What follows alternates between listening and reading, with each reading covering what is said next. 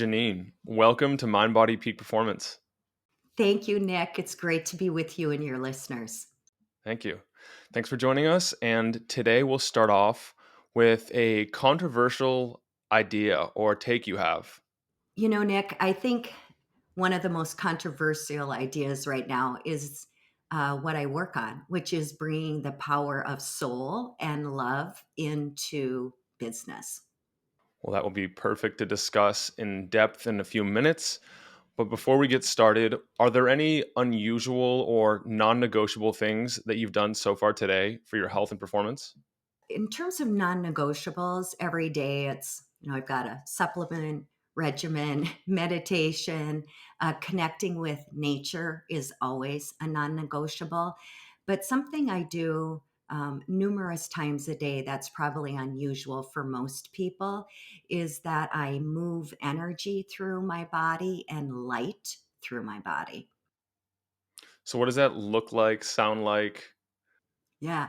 So I connect source to source. So if you can imagine the great central sun gently streaming a golden white light down through the crown chakra, all the way through every organ, node, muscle, tissue, artery, vein, etc., all the way through my body, down through the bottom of my feet, down through the rich layers of the earth to the crystalline grid. I see that light up and more light comes up and it all pools in the center of my heart. So I'm connected source to source and radiating light in front of me, behind me, above me, below me, to the left and to the right. So you're taking a minute or a few minutes to just pause in the middle of your day and to do this practice, this visualization and more practice to reconnect. To reconnect, I mean, we are light bodies, I believe, bodies of energy. And to be that deliberate, I think it fundamentally shifts showing up as your highest and true nature in each interaction.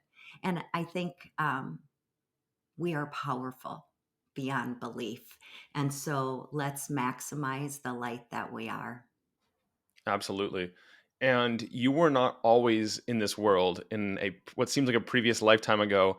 You were in the corporate world, completely tuned out from more esoteric side. Corporate world, and even before that, Nick, I was an evidence-based psychotherapist treating obsessive compulsive disorder, panic disorders, and the like for a decade. So at that time in my life, I only believed in what was proven, what the research said, followed the SOP. And, we did have great demonstrated efficacy, and it was a privilege to work with my mental health clients. And then I went into business, and still, being a Fortune 50 international executive, we predominantly moved from the known, the proven, the visible, what our five senses were aware of. So making the shift to understanding our unlimited nature, the power of the invisible within and beyond was life changing, both for myself and my clients. And I'm kind of this crazy mix of both a lot of science and a lot of soul. What sparked that catalyst for you? How did you just like all of a sudden decide that there might be something here that's outside of the realm of traditionally proven evidence-based science and start to go from being skeptic to being more open to it to now practicing these on a daily or regular basis? Well, there's a great quote, Nick, and I wish I could remember it verbatim, but it goes something like, first we view something as ridiculous, and then ultimately we embrace it as if it were always the truth, right? And that was true for me. Things like energy, Reiki, yoga, working with light beings. I used to laugh out loud at. I would be like, "You've got to be kidding me!" And but what changed my mind is when I was going through my own 911, I the familiar solutions, all of the best practices, all of the experts, all of the gurus, none of them had my answers. And when your familiar solutions are no longer working, you become more open and you become more curious. And I've always been insatiably curious. I love to read anything, doesn't matter what the perspectives are. So I just started exploring this invisible, metaphysical world, anything I could get my hands on, visiting sacred sites, working with shamans, healers, everything I could. And it kept bringing me home to soul. Every practice really was leading me to my own inner genius, which best practices and state of the art science will never be able to give you.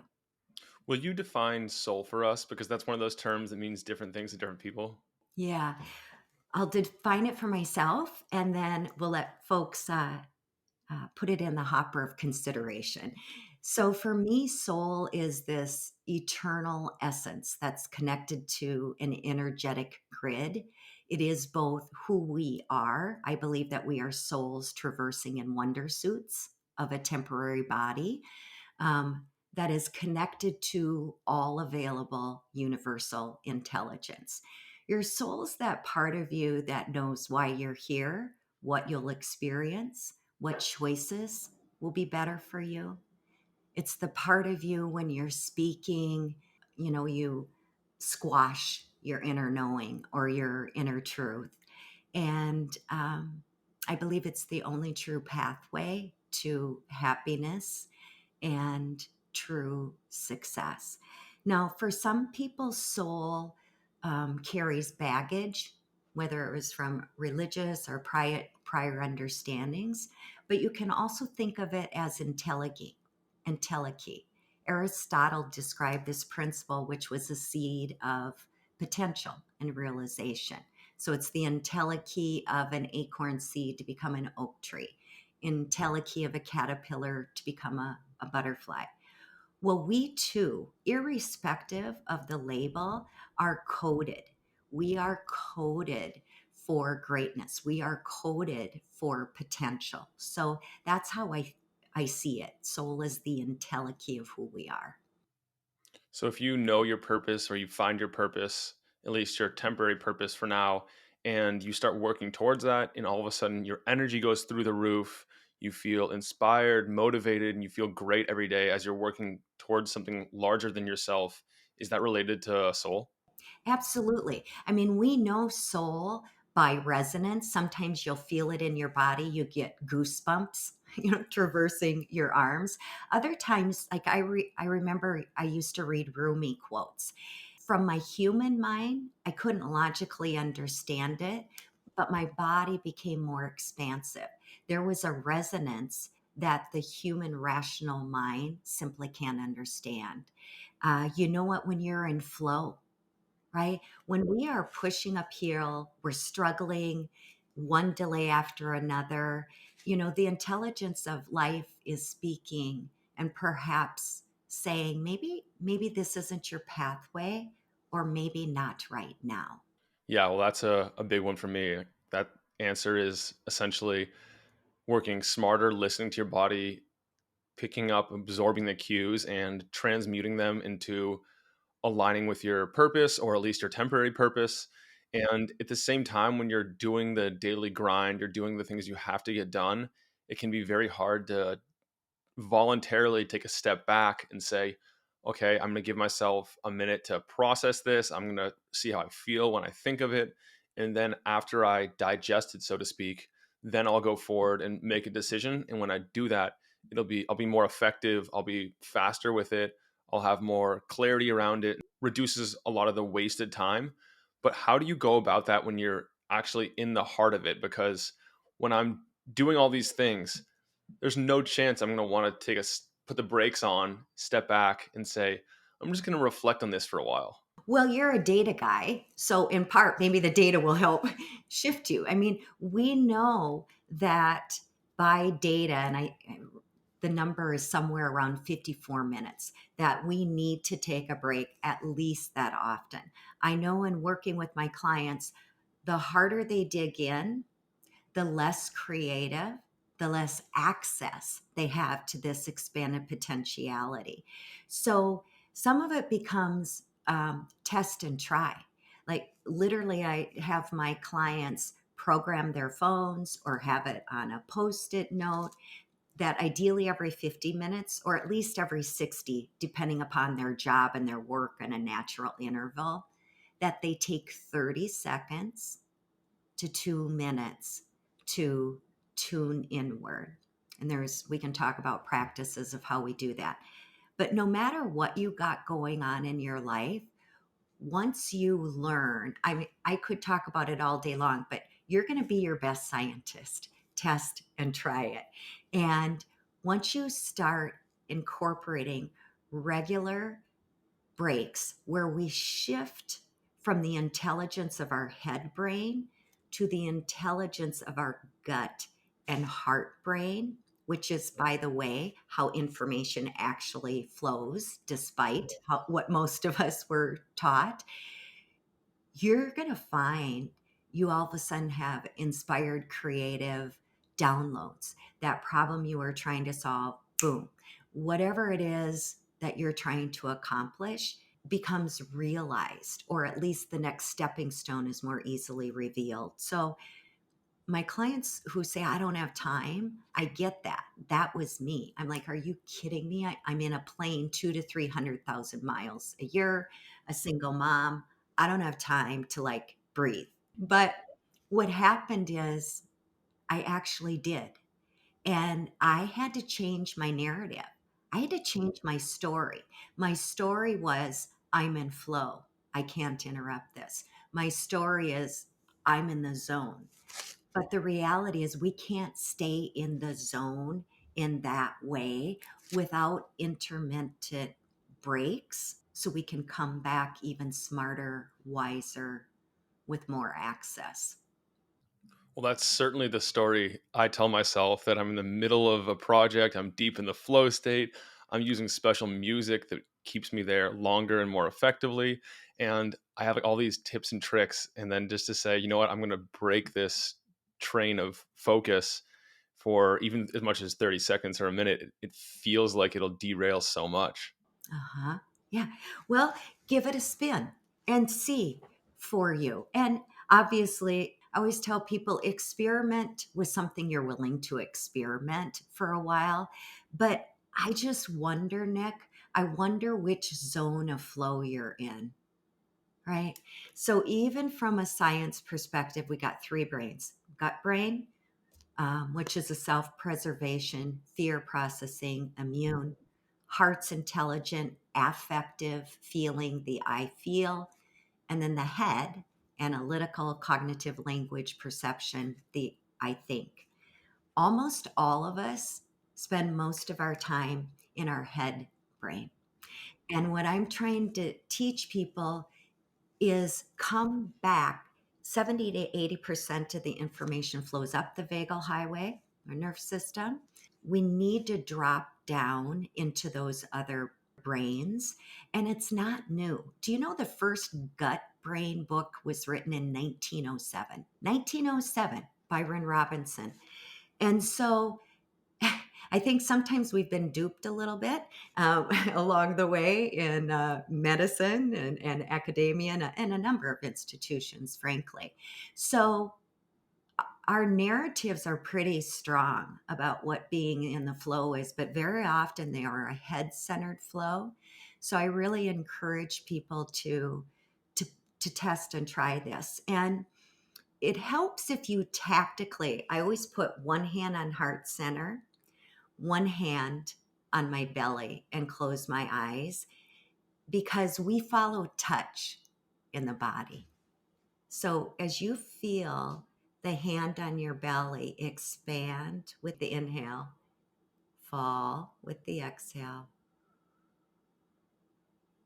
expand with the inhale.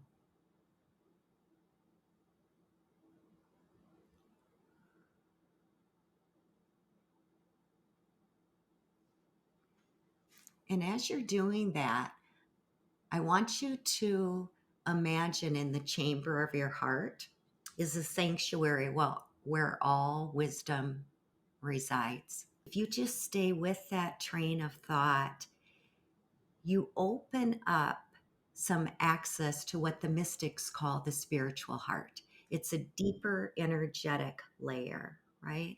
So, in that heart's intelligence, science would say you can access all of the affective intelligence. But if we layer on ancient, timeless wisdom, we've also got three levels of a heart. And if you think of them as the stackable dolls, the Russian stackable dolls, right? Physical pump organ, emotional heart is the feelings, and we've all had them. Like, if you remember new love, it can be with anything, a human, an animal, a car. It's like the best thing in the world.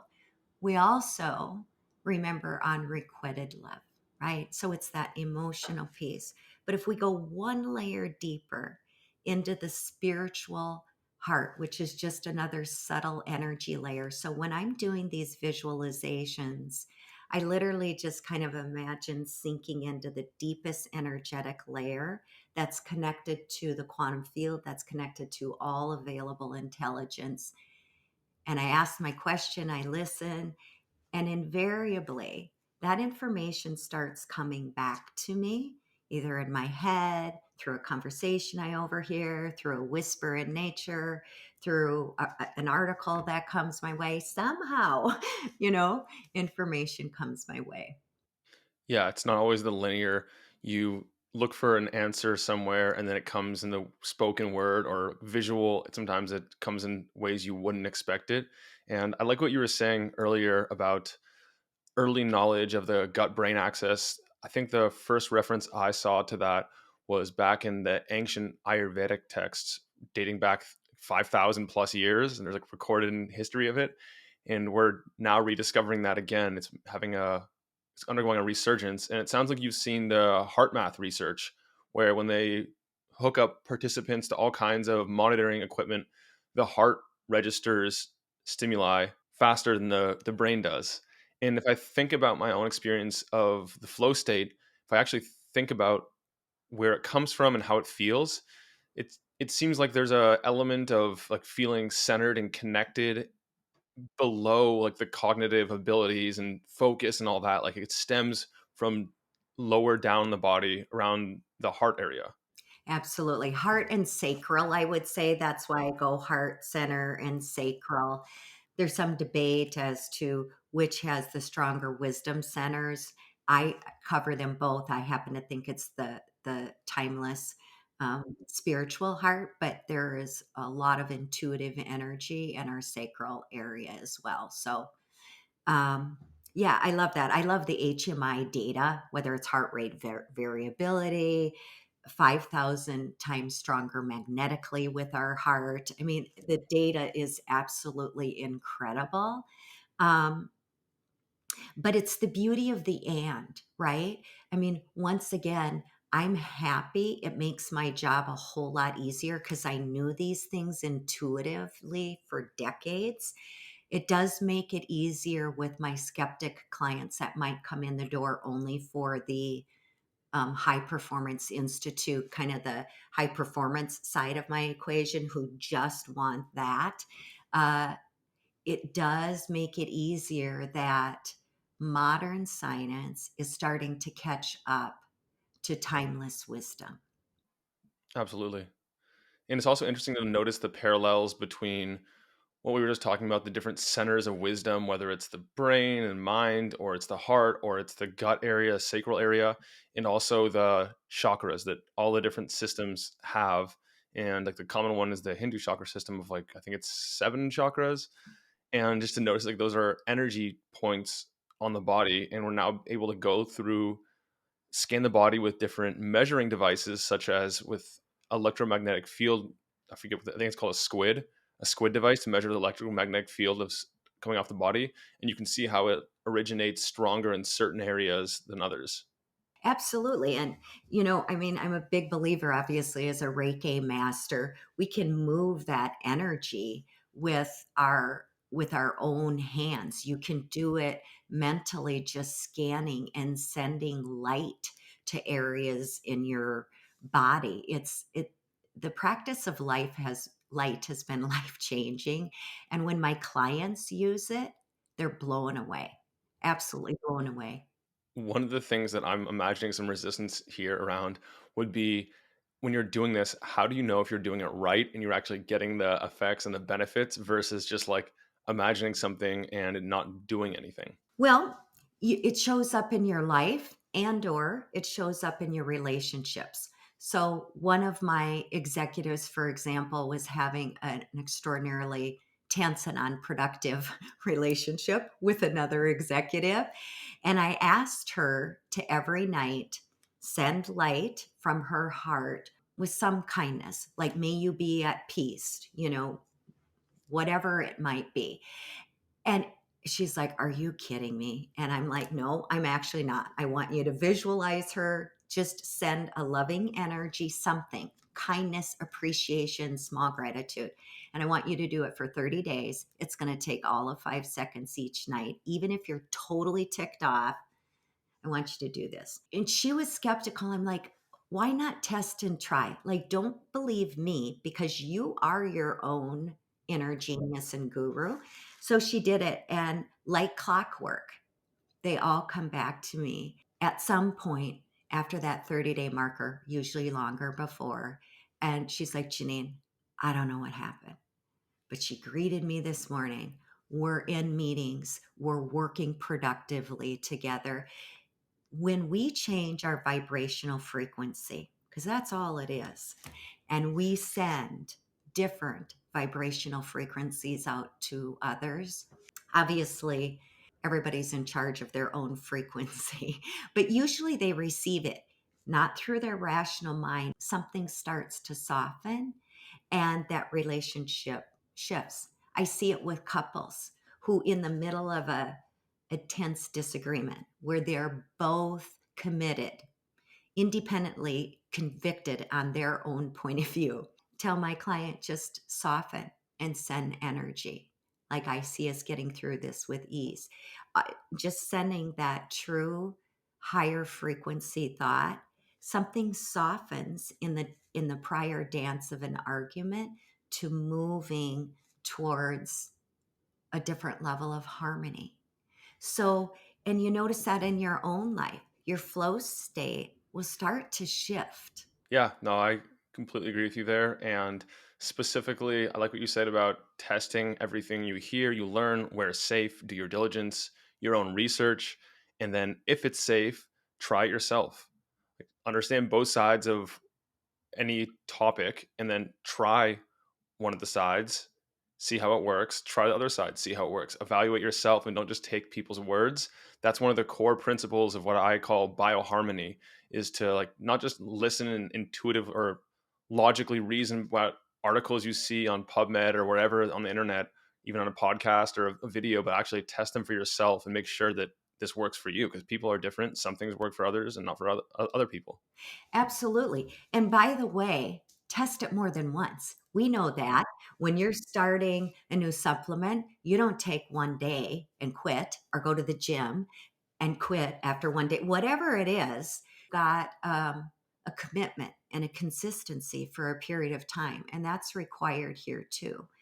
But one thing that I know to be true is people who come to my practice, they are absolutely committed to living the highest and best potentiality that they are.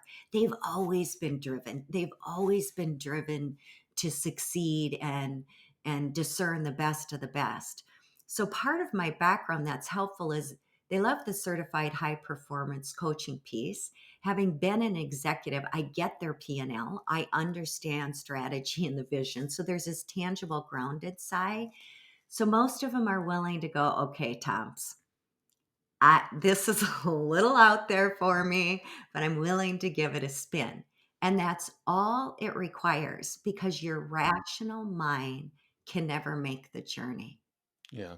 And when people talk about spirituality and they're a little off put by the notion and some of the images it might conjure up, I mention it as just oversimplification, which is it's like the study of the interconnectedness of things, whether it's life or it's more esoteric, whatever, like just to make it very simple, it's seeing connections and recognizing that connections exist beyond what you'd see with the physical eye or any of the physical senses. And taking all of that, it is awareness. Literally being aware of what you're aware of. We are the awareness. We think we're our thoughts. We often think we are our actions, but actually we are the awareness. And if we can kind of tune into that awareness, we are coded to evolve, every single one of us. And if we tune in and actually ask the intelligence within, it will reveal your next kind of right action, your next pathway of growth or exploration. So I often think of spirituality as awareness and connectedness within, around, and beyond us. So, kind of three levels of awareness. Yeah, I like the awareness component. It certainly makes it more powerful and more encompassing. And speaking of that, when I reflect on what we've talked about so far, a lot of these have a core underlying theme of being related to lack of doing, lack of movement, and really just like sitting into and embracing stillness. Why has that been such an important part of your life? Well, first of all, it was the antithesis of what I told myself I could do. So doing nothing was idle, it was unproductive, and just wasn't a good use of time. So I had to, once again, we have to really watch our 70,000 thoughts, that narrative that's informing our behavior. So I shifted the narrative. And when we soften, when we empty the busy brain, doing nothing actually wasn't nothing at all. It was the treasure trove of infinite vastness.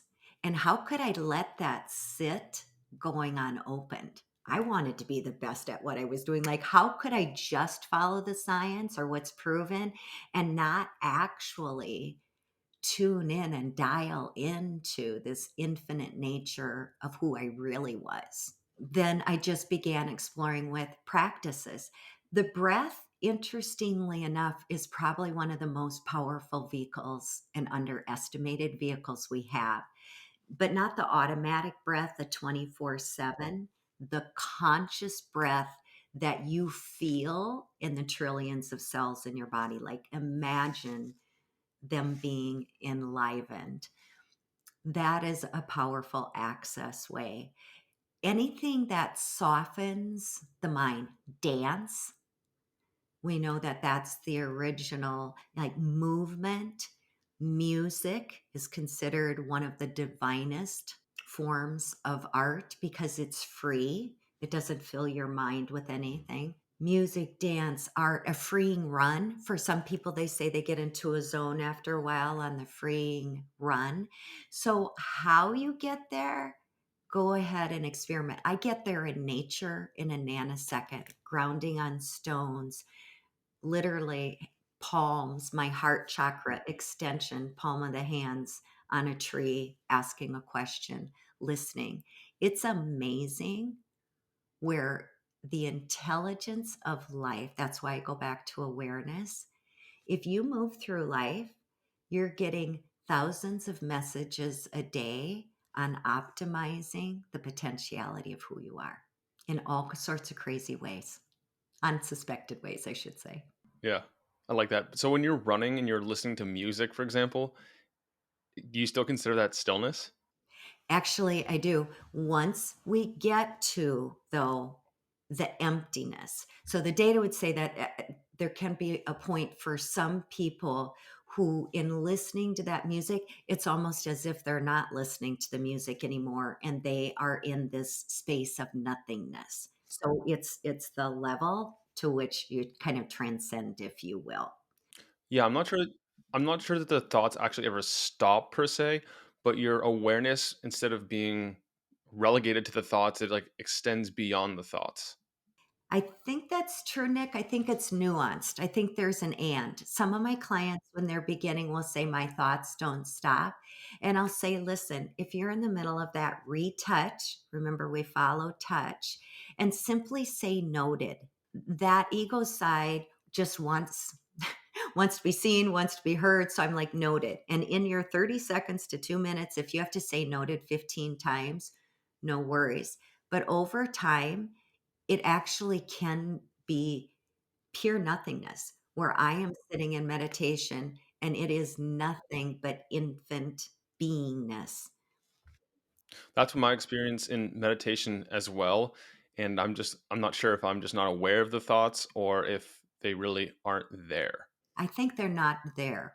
At least that's my own personal experience. There's different levels of consciousness and you're transcending another level of consciousness. So could it be that the awareness is different?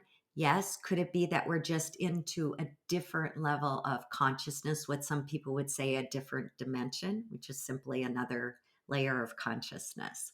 Do you have any recommendations, Janine, for people to figure out what form of stillness works best for them that they can reliably access? Because it's one thing to try this all one day, say, okay, that was great, and then just to cast it aside and forget about it. The best practice is going to be the one that you do regularly. So, how do you go about finding that? Two ways. There's quiet, which would be like using the breath, which I described before, simply connecting with your breath. 30 seconds to 2 minutes when you start at minimum, ideally before you even get out of bed, and multiple times throughout the day, right? Um, then there's the active forms, which might be running, painting, music, dance, right? That allows you 5 sense immersion is very effective. So you could either do this in nature where whatever you notice, you really dive in with your 5 senses. What do you see? Like, what are the colors? What's the shape? Da da da da da. And you immerse all 5 senses in that object. And what starts to happen when we immerse our 5 senses, it actually can go into a higher transcendence and expanded information or ignites. You can do that at home with an orange. So that's an interesting practice. I think nature, one of our most profound wisdom teachers, is a really easy way to get there. Go lay outside if you can and sky gaze. Really go and be with the sunset. We get so immersed in that, it carries us. Again, we're emptying our mind. So those are some practices, but even just a simple one in nature as you move through life is notice what you notice. If you notice a number sequence on a license plate, 111333, look up the angel number. If I get bald eagles all the time, I live on a lake, and I would look up the animal totem for that. I think everything in life is this benevolent universe helping you come back to the sacred longing of yourself. We've lost sight of ourselves. So many people are so focused on all of the external stuff. Every single day, there needs to be an and. I'm going to go inward. I'm going to go inward, ideally first, and multiple segments throughout the day. And I'm going to augment it or integrate the best of the best that I'm learning in biology, physiology, whatever it might be. But don't forget the inward journey. That's why so many people are struggling right now, because the best of the external will always leave something on the table because it doesn't know what's seeking to be born and realized through you. Yeah. Janine, one thing you mentioned a minute ago is that if you have these serendipitous or synchronous things crossing your path, your daily path, you would look up the angel number of, say, 333 or the animal totem. Like, what's another way, if you don't know what these are called, that you can find this? Would I search significance of seeing bald eagles? Absolutely. Just type in bald eagle animal totem. But see, how do you know if like you don't know it's called an animal totem, or like say it's something else outside of animal totems, or outside of angel numbers? Like if I don't know any of these terms and say it's something else, how do I know how to find the significance online? Then actually, I'd go from offline and I would turn to your internet. So much we go to the internet. Let's go to the internet inside. And so during those times where I don't know, when I am closing my heart, and I think it's helpful for some people, whether they see the layers that I talked about with the Russian dolls or see their heart as a sanctuary where they can open up all knowledge, pose a question. Help me to understand what I saw. What is it? What does it mean for me? What's my next right action? You literally can talk, whether it's the highest version of yourself, whether it's a team of gurus, which I often do in corporate settings, that I invite people to, dead or alive, invite their gurus around a table and have a dialogue about what it means. It's amazing we can call on the invisible and the visible. Your answers will emerge, I promise you, whether it's in that quiet period of, I call it dancing with awareness as awareness, or or maybe even 2 weeks later, it's like, got it. But don't push for it. Offer the question up to the intelligence of life and ask that the intelligence that you are understand what this it means for you or is asking of you, or where's it inviting me to. I love that idea. Actually, I use something very similar in my life. I have what I call a virtual board of mentors. And whenever I have a big decision to make, I will run my decision through them, even though they're not all alive and with us. And I won't actually reach out to anyone. It's just like a little process I do. And it helps me like see different perspectives and get other takes, even though I'm not actually directly talking to anyone. We are wildly powerful, right? I ran across this the other day and I can't even believe I didn't think of it before, but I saw the word healthy and it was broken down into heal thy. And I'm like, and there it is once again. You see, hidden in plain sight all around us have been the messages of you are the inner genius, you are the universe in miniature. All the clues keep pointing us back home, inward to soul or to entelechy or inner genius, whatever you call it, to the infinite nature of who we actually really are. And it's every day I'm blown away. And the universe gets such a good little giggle at us. They're like, Yoo-hoo, I'm speaking to you all day long. Come on now. How many signs do I have to give you? But sometimes, the guidance um, bubbles up in more benign ways. And unless we walk through life being aware, we miss it. So one day I was struggling. My inside narrative was not so productive on somebody I was going to be working with. I was frustrated. So I went outside, as I always do in nature, and I was watering my basil leaves. And sure enough, there was a heart cut out in one basil leaf. I had never seen that. And in those moments, I know life is always trying to facilitate my growth. I close my eyes. I'm like, what does this mean for me? And they're like, Jeanine, you see love in everything and everyone. Go be that love. Reflect that love to this individual. It's what he needs. So essentially, that's what I did in the session. And it was such a turning point.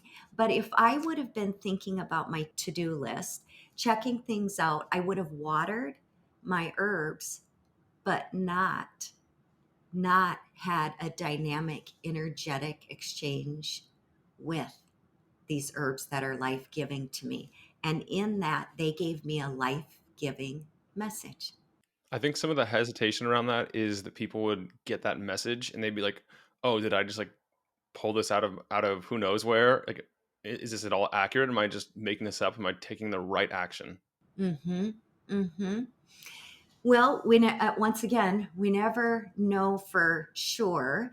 There's so many things like kinesthetic testing. I always say your body truth precedes your mind lies. And so you can do some kinesthetic testing.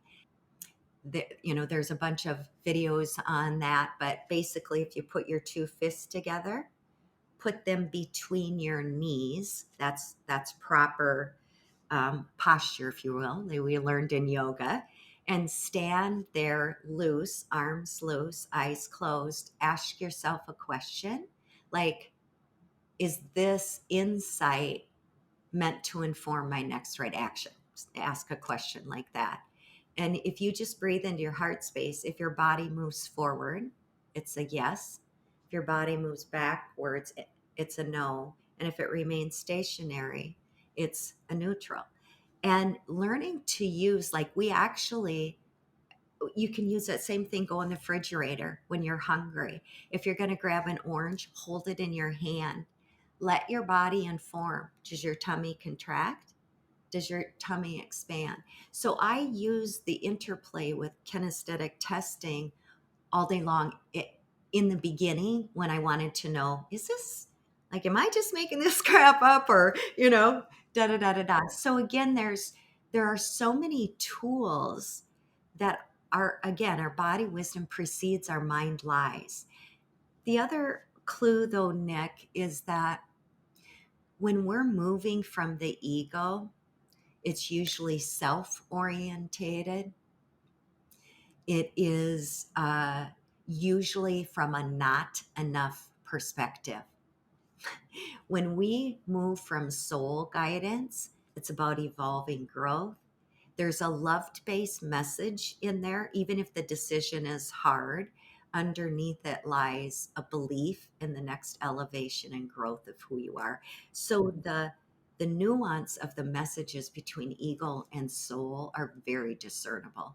I remember back when I was exploring this world for the first time, I heard about pendulums, and apparently you can use those to test the biocompatibility of certain foods and things to your unique constitution. So I got one and I was fully prepared to debunk it and everything. I held up the pendulum, and you're supposed to calibrate it first to figure out like which direction it spins for a yes and which direction it spins for a no. So I did that, and like I wasn't actually moving my hand, but it was indeed spinning in circles, just like it's supposed to. And I held it over certain foods, and I'm like, well, this is interesting. I'm like doing everything I can to keep my hand as still as possible. I'm putting it on a table and everything. And I know that I don't react well to peanut butter. I'm not allergic, but I have a slight intolerance to it.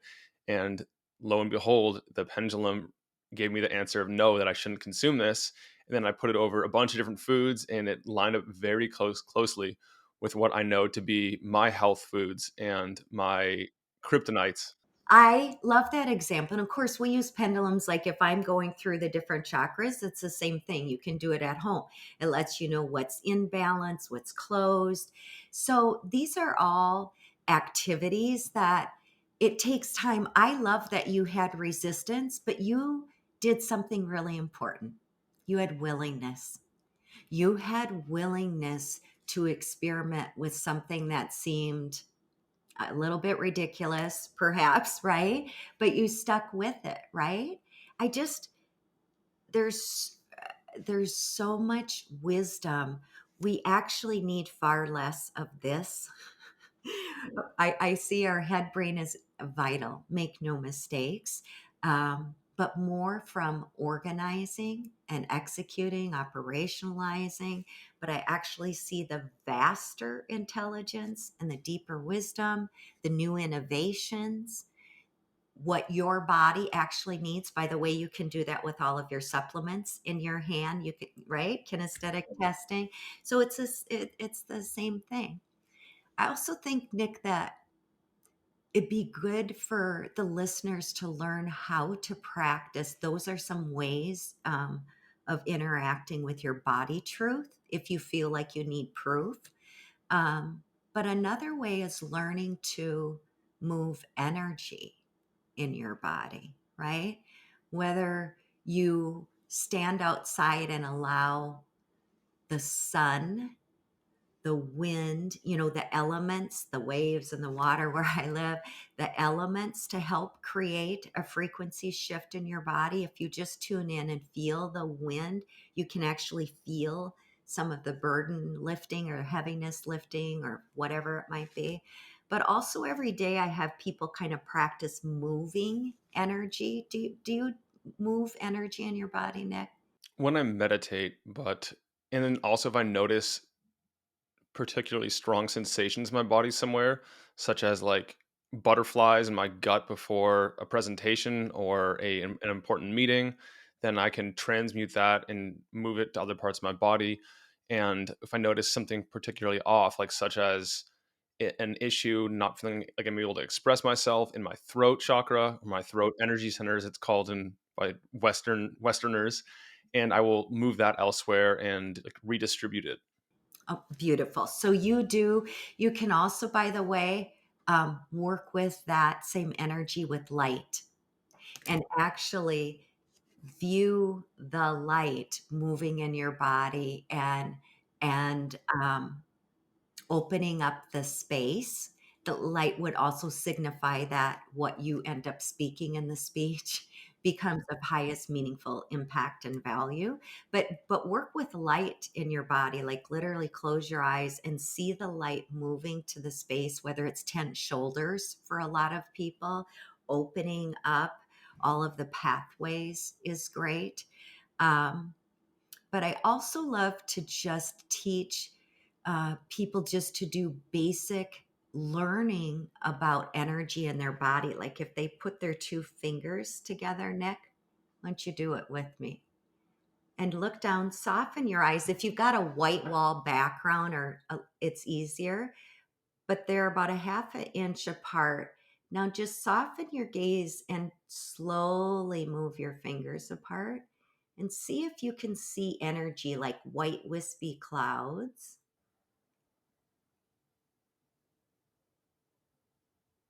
Something. Yeah. Only What do when the you gaze think? is softened, though. What, dear?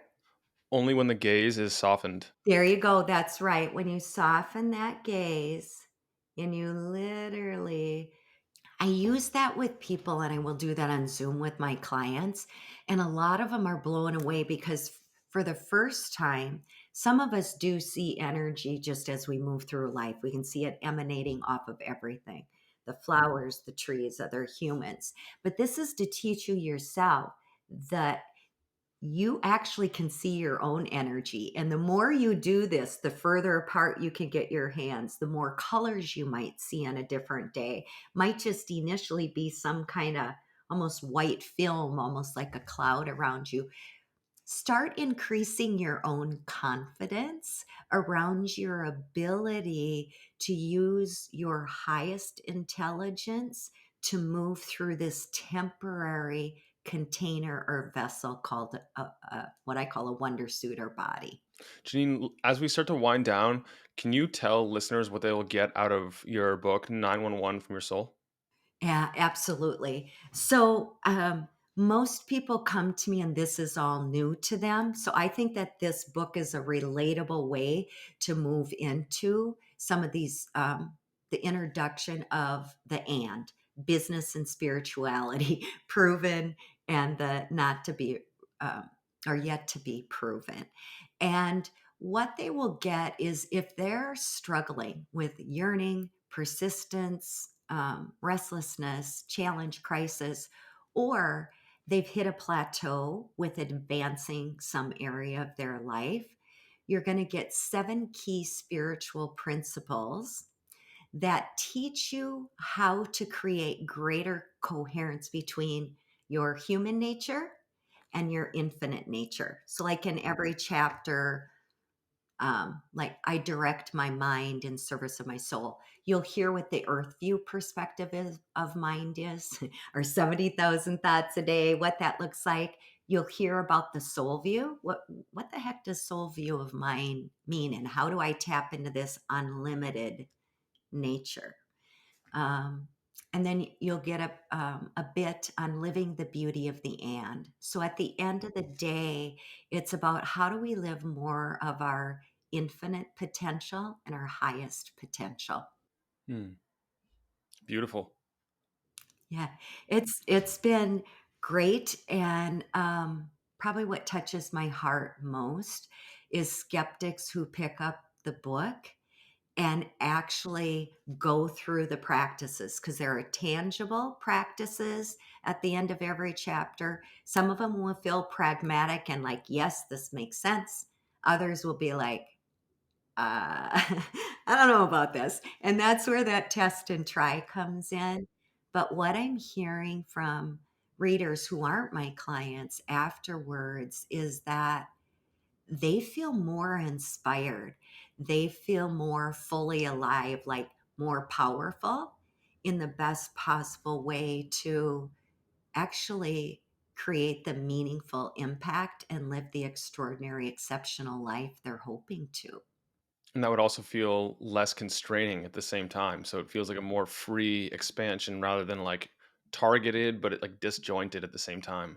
Absolutely. And um, for many people, and for me too, Nick, I didn't grow up knowing that this inner physician, the inner world bank, the inner healer, the inner guru was inside. I grew up learning it was out there, detached up in the sky, and kind of critical and punishing unless you kind of fit into this box, you know?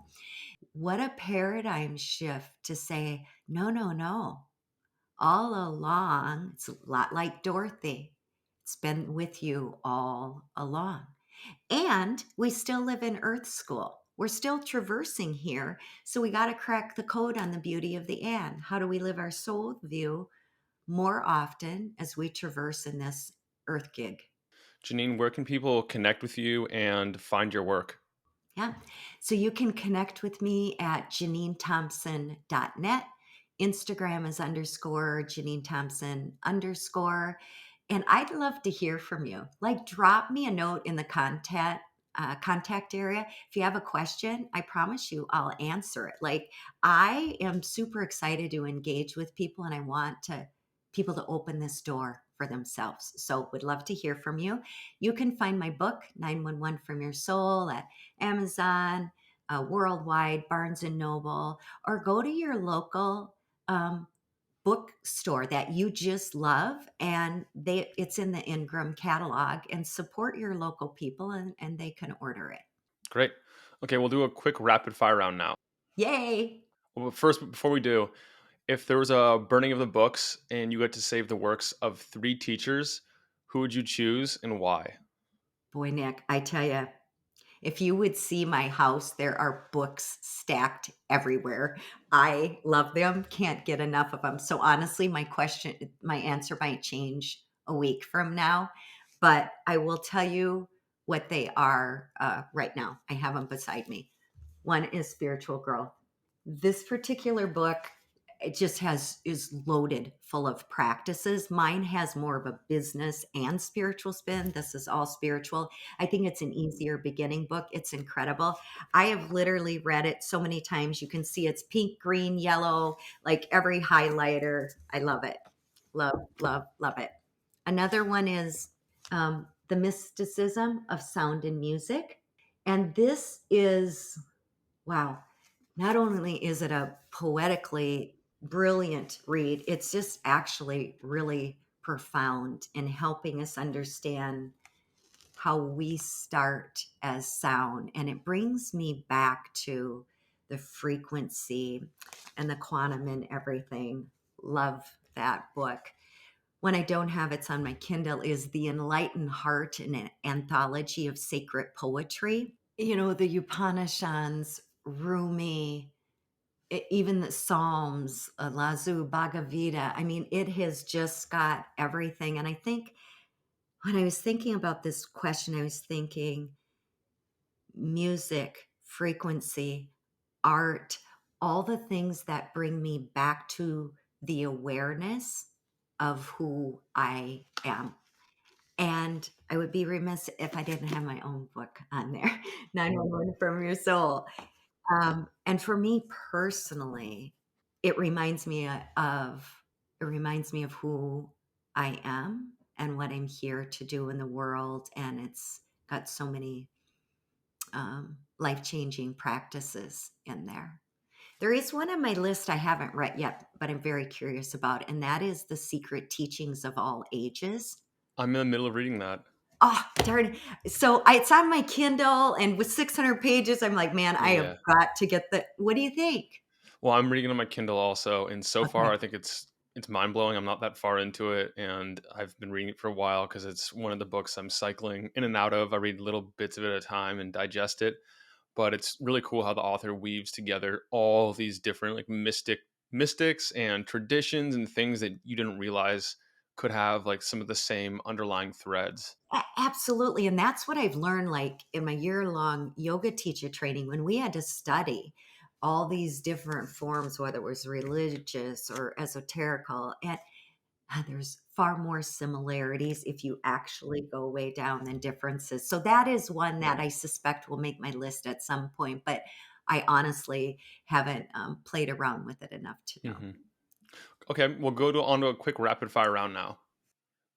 What's one thing that you've changed your mind on in the last year?